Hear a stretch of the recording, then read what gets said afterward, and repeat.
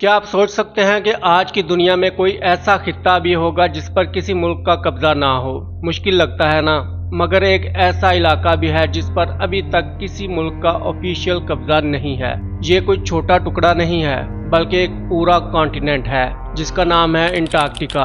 Antarctica जमीन पर सबसे ज्यादा पुरअसरार और कम दरियाफ्त शुदा मकामात में से एक है। जमीन की सदर्न साइड पर वाक़या है। अंटार्कटिका तकरीबन 14 मिलियन स्क्वायर किलोमीटर रकबा पर फैला हुआ है और दुनिया का 5वां बड़ा कॉन्टिनेंट है। अंटार्कटिका साउथ पोल के इर्द गिर्द और सदर्न ओशन से घिरा हुआ है। ये वसी बर्फीला बियाबान मुकम्मल तौर पर एक मोटी बर्फ की चादर से ढका हुआ है, जिसमें दुनिया का 70% फ्रेश वाटर और 90% बर्फ मौजूद है। साइंटिस्ट का कहना है कि अगर सिर्फ वेस्ट अंटार्कटिका की आइस शीट मेल्ट हो जाए तो दुनिया के सारे समंदरों का पानी 15 फीट तक बुलंद हो जाएगा। अंटार्कटिका दुनिया का ड्राईएस्ट कॉन्टिनेंट भी है, इतना ड्राई कि इसे डेजर्ट भी कहा जाता है।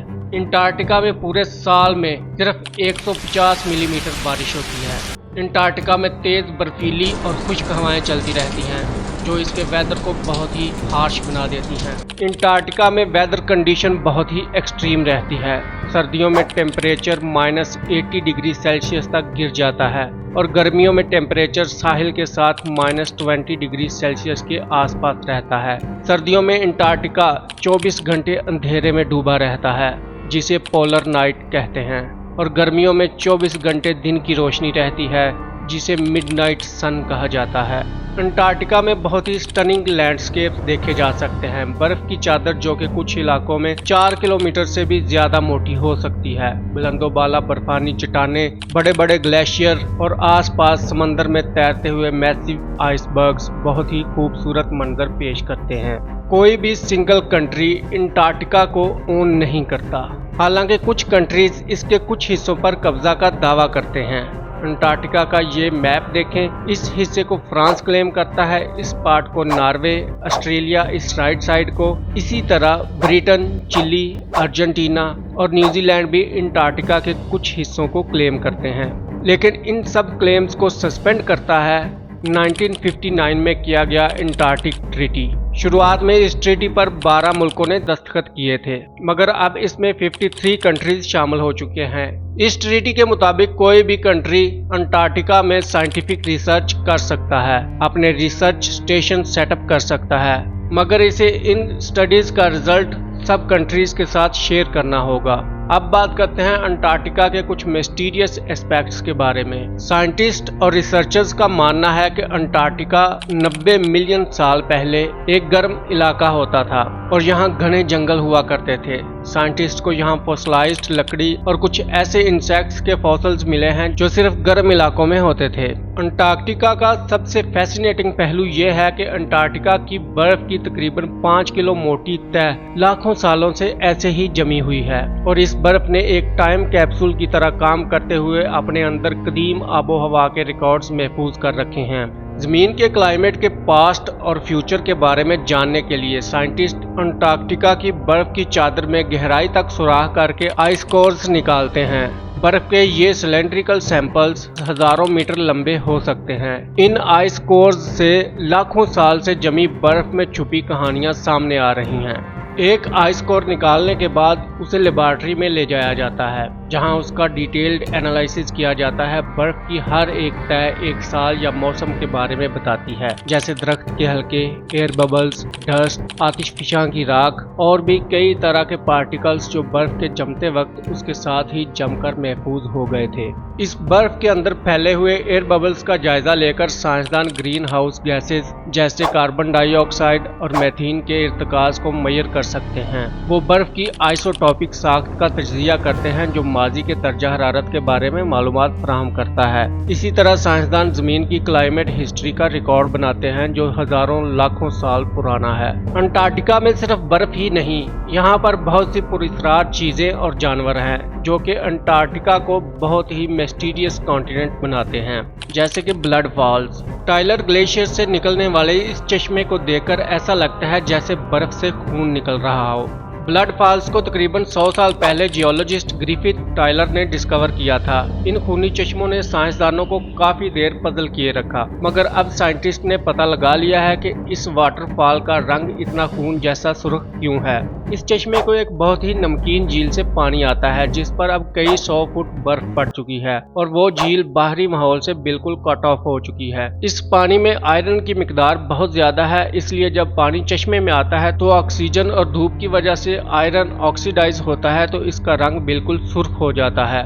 The giant whole. 2017 की सर्दियों में एक अजीब वाकया हुआ। अंटार्कटिका के समंदर के ऊपर जमी बर्फ में एक बहुत बड़ा सुराख बन गया, जिसको माउथ राइज कोलिनिया का नाम दिया गया। जब ये बना था तो इसका साइज तकरीबन 9500 स्क्वायर किलोमीटर था और नासा की ऑब्जर्वेटरी रिपोर्ट के मुताबिक अब इसका साइज तकरीबन 80,000 स्क्वायर किलोमीटर हो चुका है। और ये जायंट होल भी अब तक की एक मिस्ट्री है कि ये क्यों और कैसे बना। Vostok lake. अटलांटिक बर्फ के नीचे तकरीबन 400 लेक्स हैं जिनका अपना ही इकोसिस्टम है। इनमें से एक फेमस लेक है जिसका नाम है वोस्टोक लेक। ये रशिया के वोस्टोक रिसर्च स्टेशन के नीचे वाक़या है। वोस्टोक झील की लंबाई 250 किलोमीटर और चौड़ाई 50 किलोमीटर है और तकरीबन 4 किलोमीटर बर्फ के नीचे लाखों सालों से सतह से बिल्कुल अलग थलग है। साइंसदानों का ख्याल है कि इन बर्फानी झीलों में इतने सख्त मौसमी हालात के बावजूद माइक्रोबियल लाइफ मौजूद है।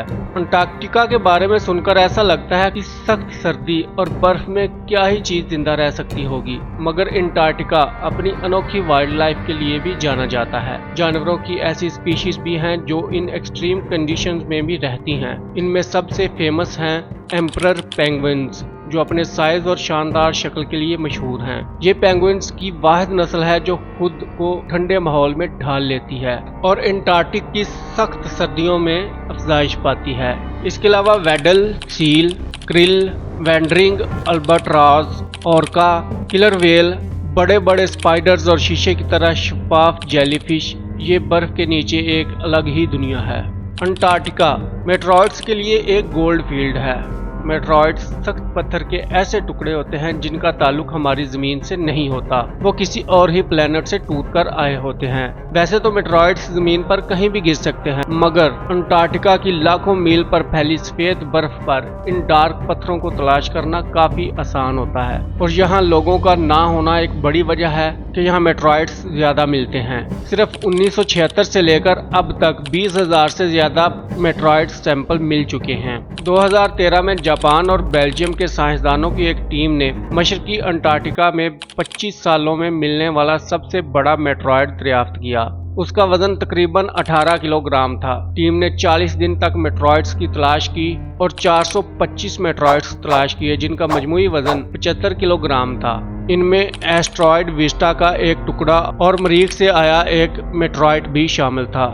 अंटार्कटिका को लैंड ऑफ मिस्ट्रीज कहा जाए तो गलत नहीं होगा। इसके बारे में नित नई मिस्ट्रीज और कॉन्स्पिरेसी थ्योरीज सामने आती रहती हैं, जैसे लंबी खोपड़ियों का मिलना, अजीबोगरीब पिरामिड्स, एलियंस के स्पेसशिप्स, अजीबोगरीब स्ट्रक्चर और बड़ी सीढ़ियाँ। बहुत से लोगों का ख्याल है कि अंटार्कटिका में कभी एक अज़ाफ़ी ज़मीनी जिंदगी रहती थी। ये भी कहा जाता है कि अटलांटिस का खोया हुआ शहर भी अंटार्कटिका की कई किलोमीटर बर्फ के नीचे छुपा हुआ है। अंटार्कटिका में 66 साइंटिफिक बेसिस बन चुकी हैं, जिनमें 37 ऐसी हैं जिनमें पूरा साल रिसर्च का काम होता रहता है और बाकी गर्मियों में खोली जाती हैं और सर्दियों में बंद कर दी जाती हैं। अंटार्कटिका में 4000 लोग गर्मियों में और सर्दियों में तकरीबन 1000 लोग रहते हैं, जो कि ज्यादातर रिसर्चर्स और साइंटिस्ट होते हैं। दोस्तों, वैसे तो पूरी दुनिया अंटार्कटिका में दिलचस्पी लेती है, मगर अमेरिका, रशिया और चाइना इनमें सरे फहरिस्त हैं और जोरों शोर से अंटार्कटिका में अपनी टीम्स भेज रहे हैं। इनफैक्ट चाइना ने तो वहां मल्टीपल रिसर्च स्टेशन सेटअप किए हुए हैं। 1992 में यूएस जियोलॉजिकल डिपार्टमेंट के सर्वे में ये डिस्कवरी सामने आई कि अंटार्कटिका में 500 बिलियन बैरल्स के नेचुरल गैस और ऑयल के रिजर्व्स हैं, लेकिन चाइना और दूसरे कंट्रीज इस ऑयल और गैस के लिए अंटार्कटिका में इंटरेस्टेड नहीं हैं, बल्कि हाल ही में अंटार्कटिका में बहुत ही बड़ी क्वांटिटी में अर्थ मिनरल्स के रिजर्व मिले हैं। ये वो मिनरल्स हैं जो सारी इलेक्ट्रॉनिक डिवाइसेस में इस्तेमाल होते हैं, क्योंकि दुनिया का फोकस अब ऑयल और गैस से हटकर इलेक्ट्रॉनिक डिवाइसेस को पावर करने वाले एनर्जी रिसोर्सेज की तरफ जा रहा है, तो इन मिनरल्स की डिमांड ऑयल और गैस से भी ज्यादा है। फ्यूचर अब इलेक्ट्रिक कार और आयरन बैटरीज का है और फ्यूचर को कंट्रोल करने की ये रेस ही इन सुपर पावर्स को अंटार्कटिका की बर्फ और तूफानों में ले आई है। अंटार्कटिका की लास्ट डिस्कवरी है सदर्न ओशन। सदर्न ओशन को सन 2000 में दुनिया का 5वां बड़ा समंदर करार दिया गया, जो पूरे अंटार्कटिक कॉन्टिनेंट को घेरे हुए है। ये समंदर मेजर रोल प्ले करता है ग्लोबल ओशन सर्कुलेशन में। ये समंदर पैसिफिक, इंडियन और अटलांटिक ओशंस के सदर्न पार्ट्स के साथ मिलता है। ये पुरअसरार समंदर कार्बन के अखराज को जज़्ब करने का राज रखता है। साइंसदानों का कहना है कि सदर्न ओशन ने इंसानों की तरफ से पैदा होने वाले 15% कार्बन एमिशन को जज़्ब कर लिया है। ये नाकाबिले यकीन है और साइंसदान ये जानने के लिए तेजी से काम कर रहे हैं कि ये अमल कैसे काम करता है। और जमी बर्फ पिघलने की सूरत में सदर्न ओशन एक इम्पोर्टेंट ट्रेड रूट भी बन सकता है। अंटार्कटिका पर अब भी बहुत सी स्टडीज चल रही हैं और आने वाले वक्त में क्या मिस्टीरियस चीजें अंटार्कटिका के बारे में सामने आए, कौन जानता है। उम्मीद है आपको वीडियो पसंद आई होगी। आप अंटार्कटिका के बारे में अपनी राय कमेंट्स में जरूर दें। मिलते हैं नेक्स्ट वीडियो में। Take care.